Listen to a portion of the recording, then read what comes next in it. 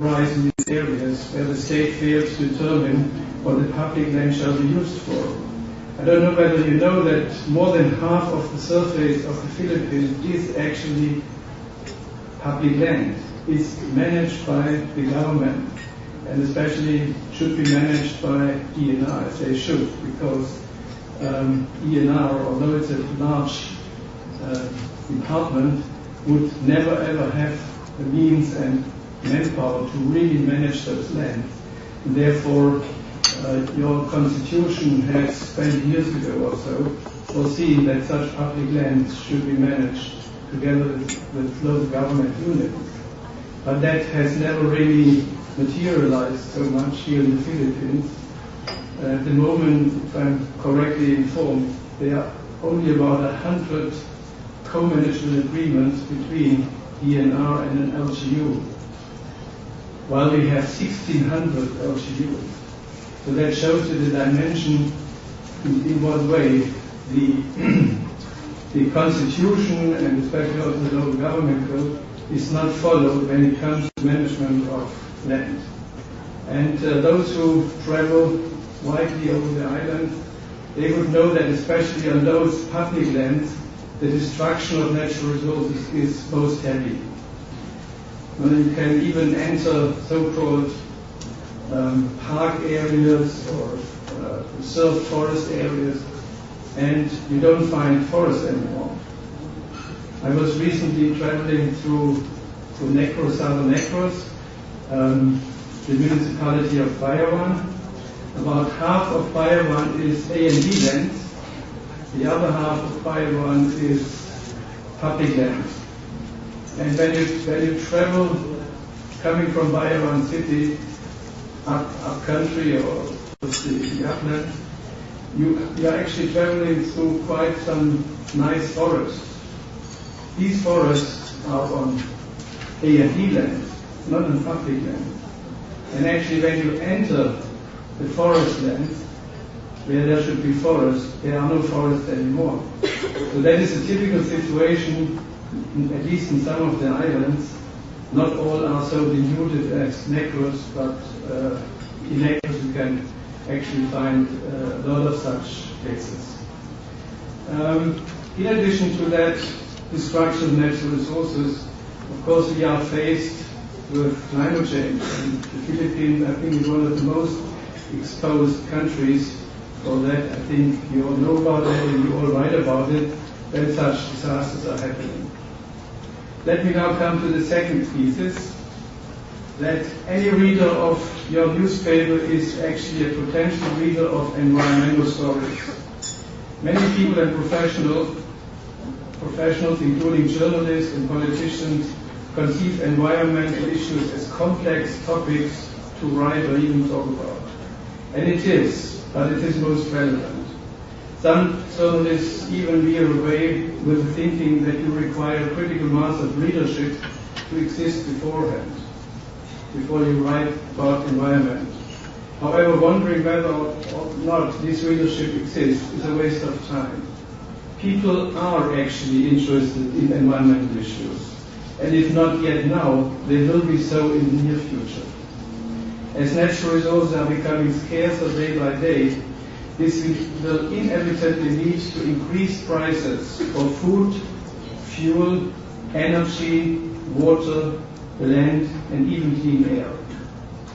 Unavoidable price increases due to the scarcity of natural resources is definitely an issue which is of interest to almost every reader.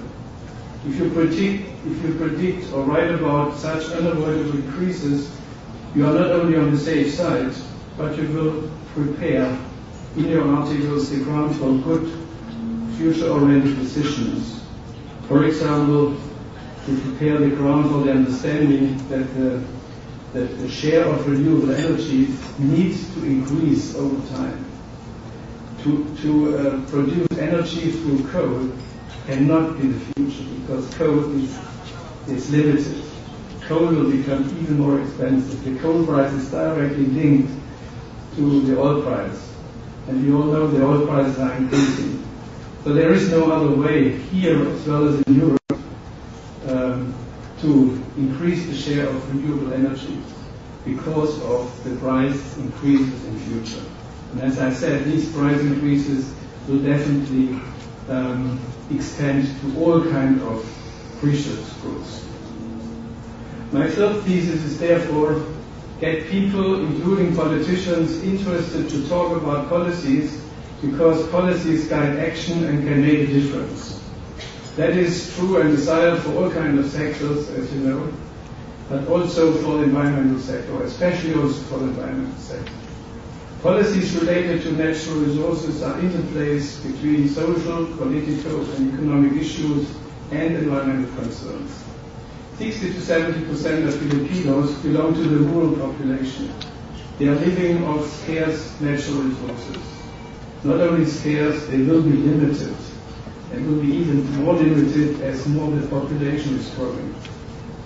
Absence of clear policies leads to unregulated land uses, more degradation, scarcer resources, and inevitably poorer quality of life of tens of millions of people.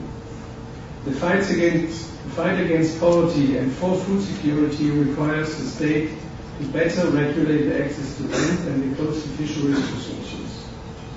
In the Philippines, large amounts of land are underutilized. That is always a bit contradicting, but they are underutilized since there is no tenure security and or there are conflicts over that land that cannot be resolved since there are conflicting laws that prohibit a resolution. We have had recently a delegation from Vietnam, and we took them also to some of the islands, and they were wondering why there is so much land unused. Now, I don't have a good question to this answer, but one is definitely speculation. Obviously, there are people who hoard land. Another might be that the land is already so degraded and people don't know how to use that land better. That hints at a lack of support probably from the administration, but also maybe from the private sector. But most land which is underused is somehow conflictual land. It is based on certain conflicts. You don't believe what if you ask people living in the mountains on public land, what kind of claims are there? How many people and what kind of people suddenly claim land? And I'm also sure that you may know of the many cases that people who claim land, they run to the tax officers to pay taxes in order to get a proof that they have been on this land for years, although that is illegal. You have here a situation where people illegally pay taxes for illegal possession of land. And of course, if you have such a situation, if everyone can claim and pay and even pay for the last 20 years real property taxes to foster their claim to the land, if everyone can do this, and this is not really regulated, what kind of conflicts arise over that public land? So, on the other hand, you have these underutilized lands, but you have also huge amounts of lands, and especially of the coastal waters, that are overutilized. Also, since the state is not able to control the access to such common goods.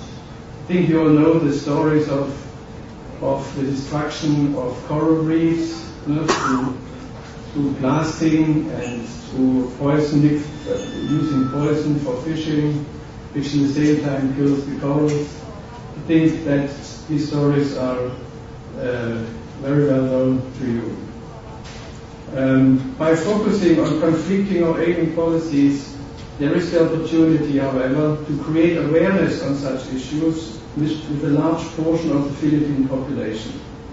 If I were a journalist, I actually would focus my attention to such issues where I would have most effect on people and politicians, and of course by getting in such a way the good attention of the public. Reporting about environmental issues affecting large amounts of people can actually make a difference.